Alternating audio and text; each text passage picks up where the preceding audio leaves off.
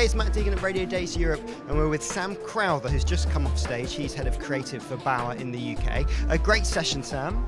Good, glad you enjoyed it. So, talking about seducing the subconscious, are we basically just now tricking listeners into selling them some products?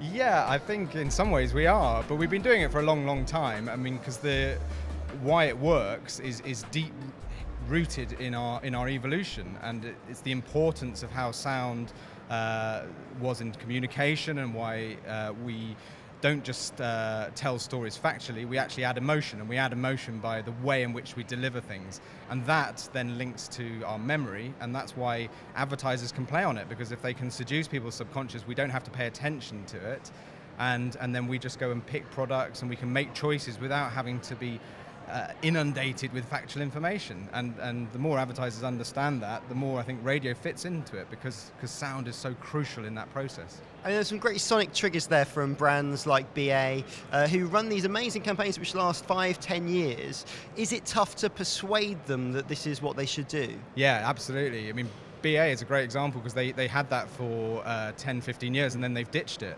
and yet their brand scores through that period were amazing against their competitors, and since then they haven't been able to recover them. But the thing is with brands moving between ad agencies is they constantly want to refresh it and put their own stamp, and yet within the brand books there isn't that much about sound. It's all visual stuff, isn't it? Brand books are all design, and as soon as we can get into agencies and say, look, it's really important that the sound is considered and you commit to it long term, then I think the money for radio will come. And what's a great way for stations who are maybe watching this video to, what should they say to agencies when they go in to try and pitch their medium?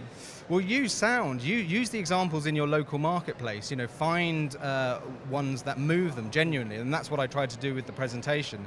It is quite experiential. I don't use any visuals at all, and people find it kind of a little bit odd to start with, but then after a while they're kind of absorbing the sound, and then it's all being sort of demonstrated to them. So go out to agencies, play them audio, play them great audio, make them cry, make them laugh, make them do all those emotive things that we say radio is brilliant at, and that's what they'll take away from it. Because people aren't designed to remember all the facts and the figures that I say. You're just trying to work out whether I'm telling the truth or I was entertaining or whatever, and those are the presentations we like the most.